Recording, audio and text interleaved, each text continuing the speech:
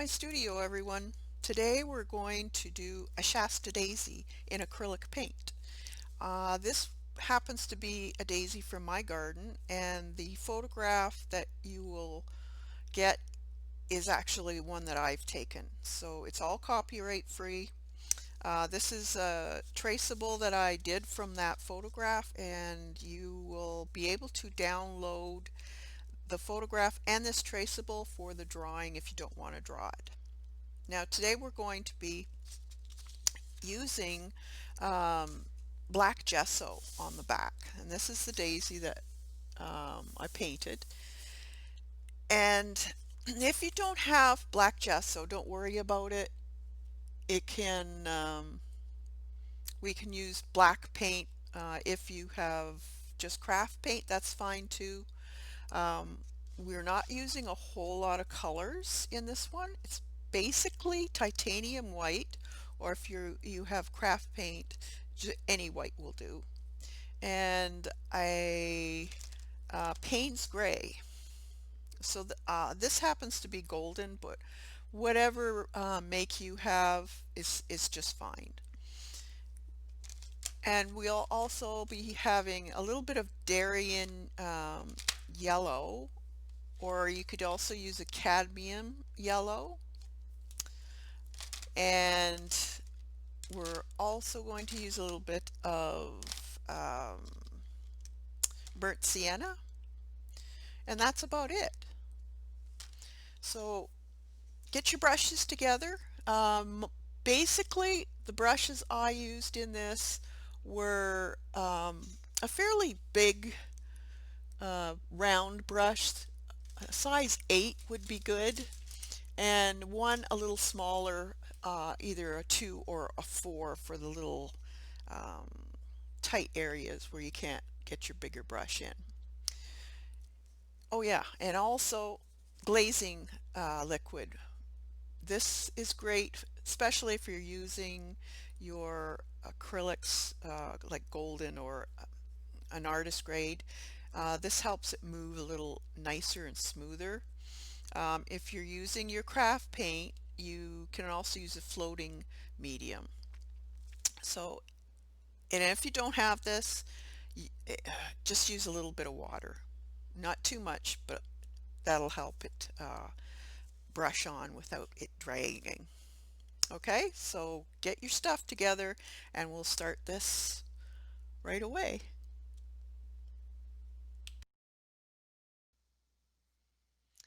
All right, so hopefully you have your canvas, or I just did it in a mixed media book, but you could do this on a canvas, and you can also enlarge this to any size.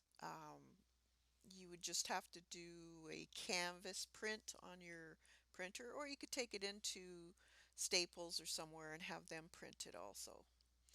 I'm using a white transfer sheet here to put the drawing down. And right now I'm just going to be using the photograph, but you can use the traceable. Um, I just happen to use the photograph. You could do the same too. Now, if you notice on the sides, it didn't quite print everything, so all I did was just looked at the photo that I have on the upper screen and just added it myself. It's Don't worry about it if it's not exact. Every daisy's different, so you can make up whatever you want. So I'm just using a ballpoint pen to trace this. This way I can see where I've actually traced it and I don't have to go back. But unfortunately, as you can see here, I missed a spot. So I had to place it back on, and luckily it was in the same spot. I should have really lifted the sheet to see if everything was there.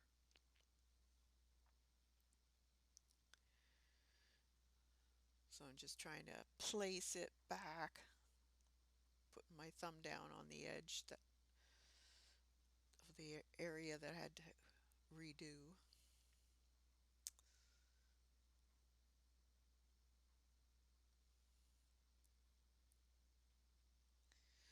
it does give a nice clear white mark. If you don't have white traceable, you can also use a pastel pencil and color the back of your photograph or the traceable, and that'll work too. You don't have to worry if there's some transfer other areas of the white because it's just pastel. You could actually just wipe it off.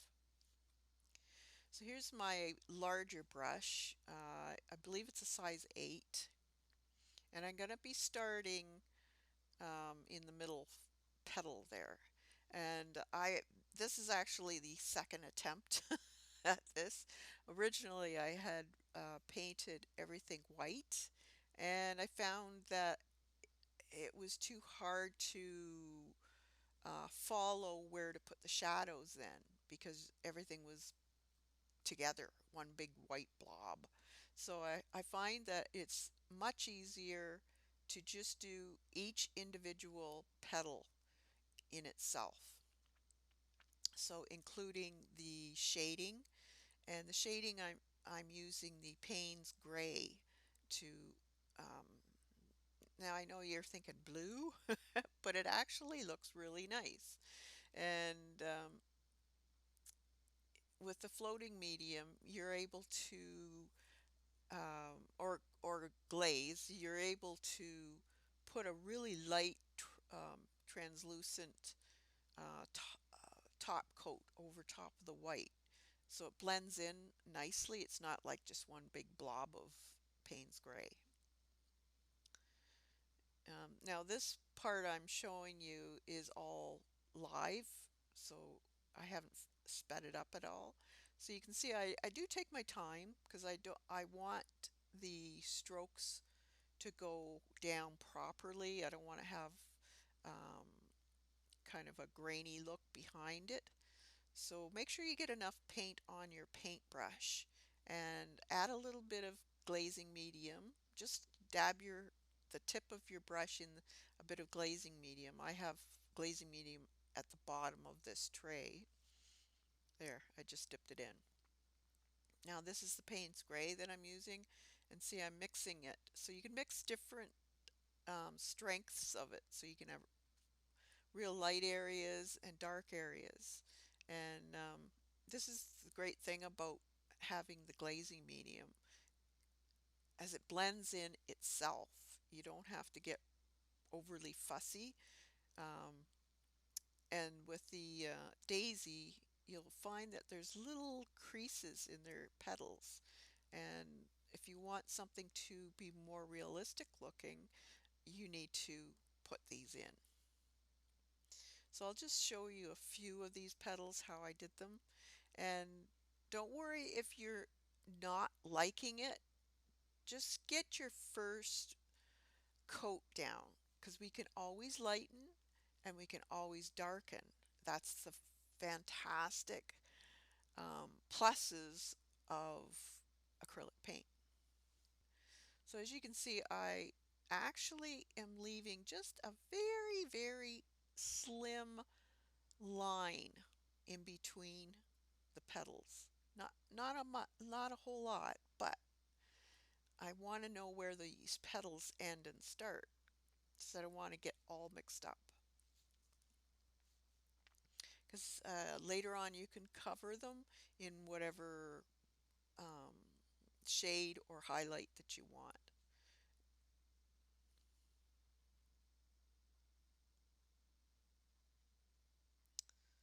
So as you're watching this, I will put on a little bit of music, and you can either just watch the full video and then try it, or you can actually stop and go if you want to be closely following, and do it at your leisure. If you do a little bit each day if you want.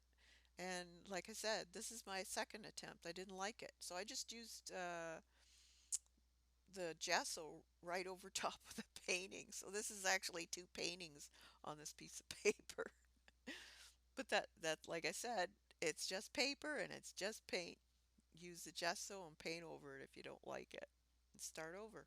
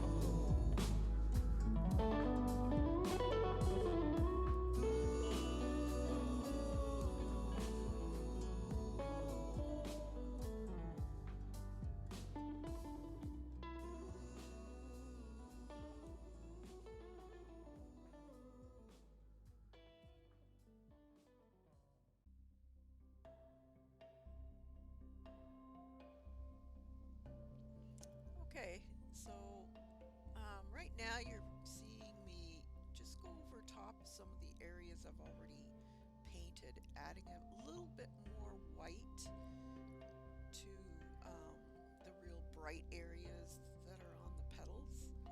So you can go back and forth with the shadows and the highlights, and you'll probably find yourself doing that depending on your shadows and the next petal beside it, because you want the contrast so you can distinguish that they're individual petals.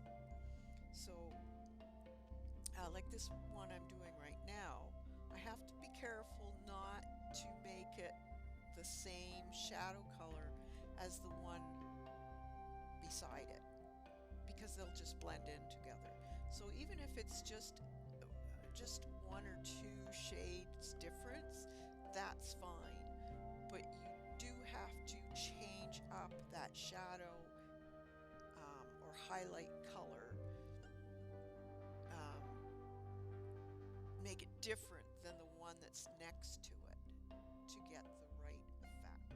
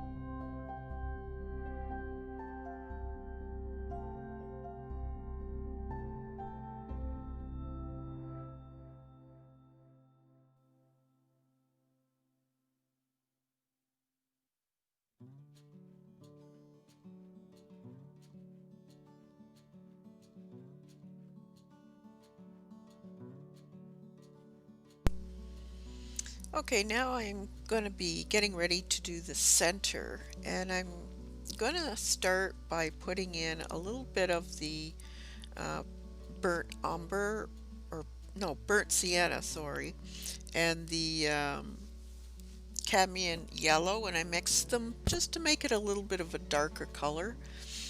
And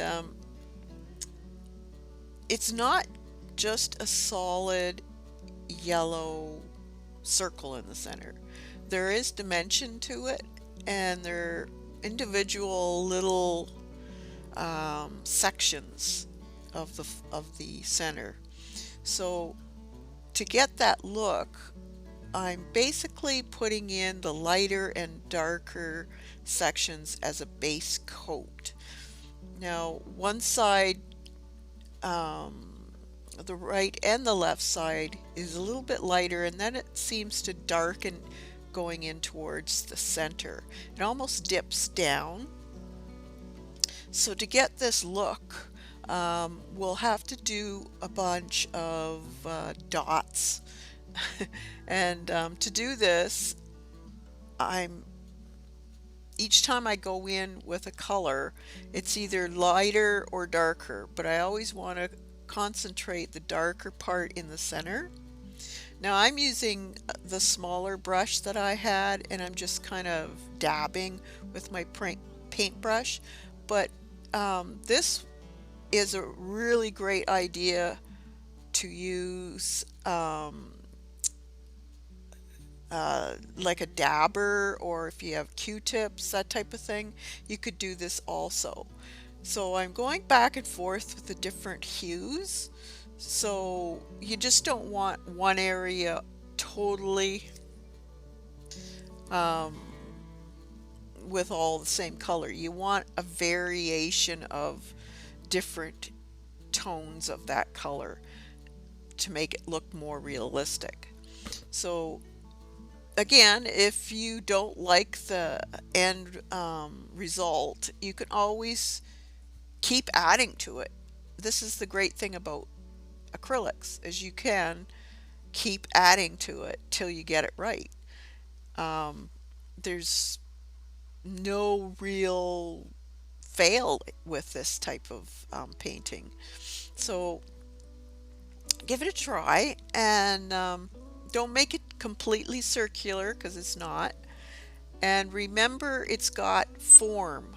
So your higher sections in that center will be lighter.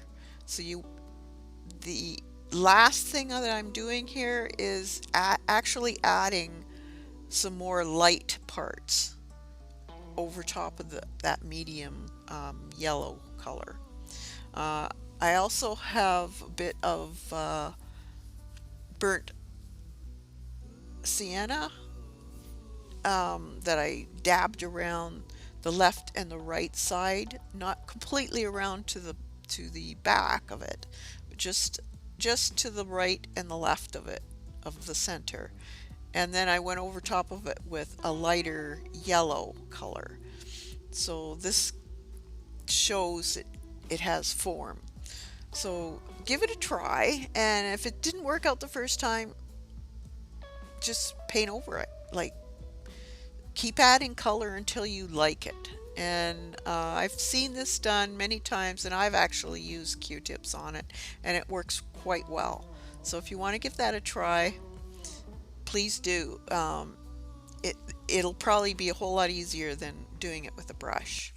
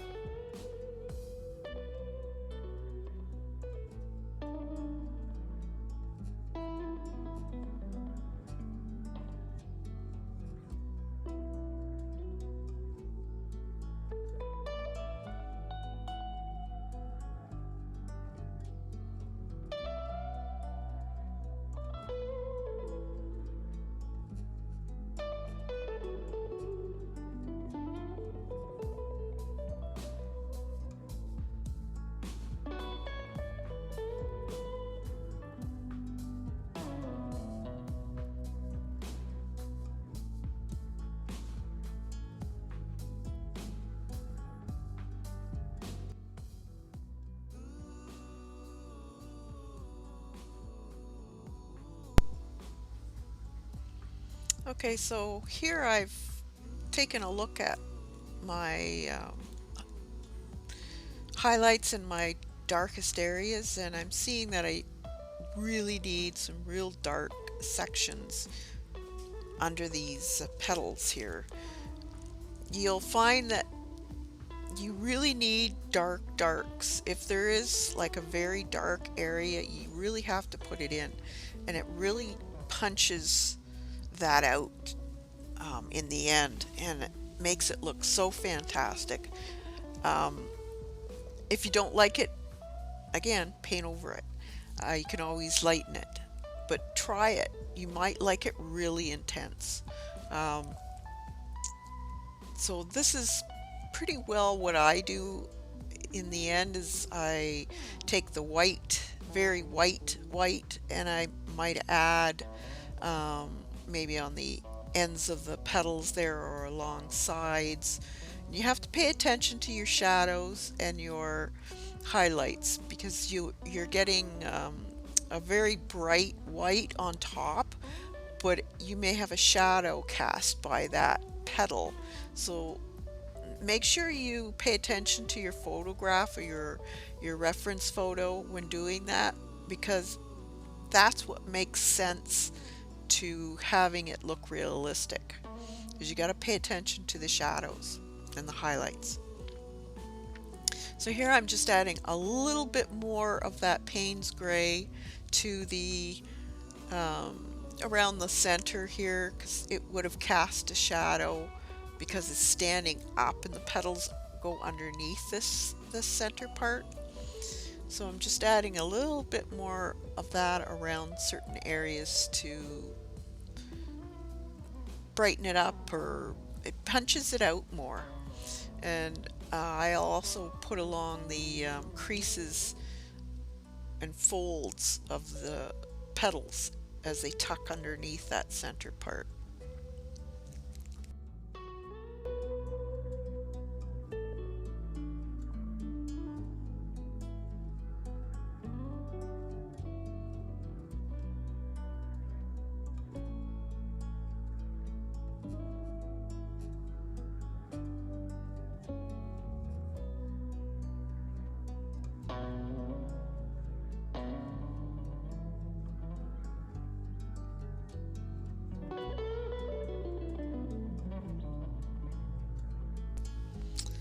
So I'm seeing that I needed a little bit more of a highlight in this on the center here. So I've just mixed a little bit of that yellow with the white, and I'm just dotting just a bit here and there.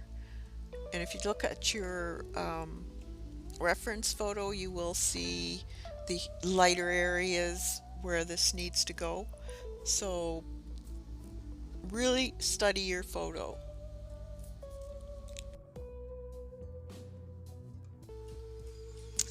Okay, so I'm pretty well done here, and all I have to do is sign my name, and I think I'm going to sign it on the little petal at the bottom.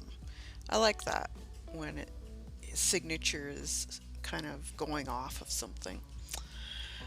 So if you enjoyed this, give it a try, and if you have any suggestions on new topics, feel free to leave a comment. And also, if you have any suggestions on how you want to see this painting, did you like the fast through, or do you want it completely original? Because this would have taken about an hour and a half, so that's why I sped it up a bit. So let me know what you think, and have a great day and stay creative, and we'll see you next time. Bye.